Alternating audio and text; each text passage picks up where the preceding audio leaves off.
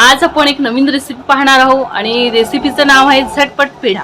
ते बनवण्यासाठी आपण जाणार आहोत किचन मध्ये। नमस्कार, आज आपण पाहणार आहोत 10 मिनिटात तयार होणारा पेढा। त्यासाठी आपण 1 वाटी मिल्क पावडर आणि 1 वाटी दूध घेतलेलं आहे। त्यामध्ये 1 वाटी दूध घालून घेऊ।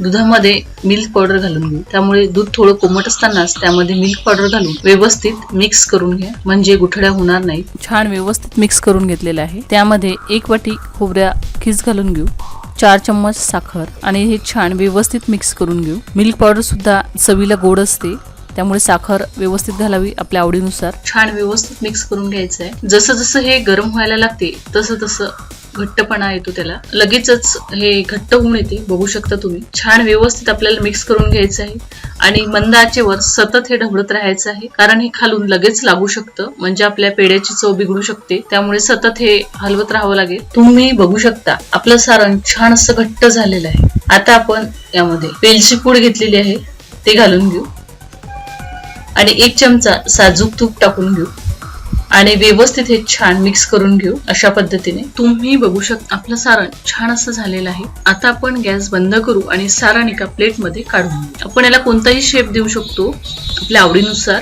मी हा 1 चम्मच घेतलेला आहे छोटा, याला थोडं साजूक तूप लावून घेऊ आणि याच्या आतमध्ये यामध्ये थोडे पिस्त्याचे काप घातले आणि हा गोळा घ्यायचा आहे। असा हा गोळा असा छान आपल्याला व्यवस्थित करून घ्यायचा आहे आणि चम्मच मध्ये व्यवस्थित असा घालून घ्यायचा आहे।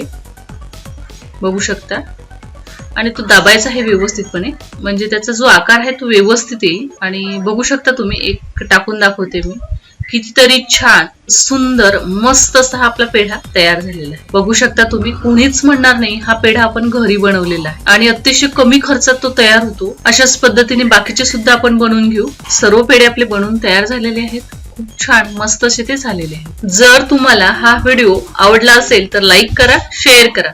व्हिडिओ संबंधी आपला अभिप्राय कमेंट बॉक्स मध्ये नक्की कळवा। व्हिडिओ पाहिल्याबद्दल धन्यवाद।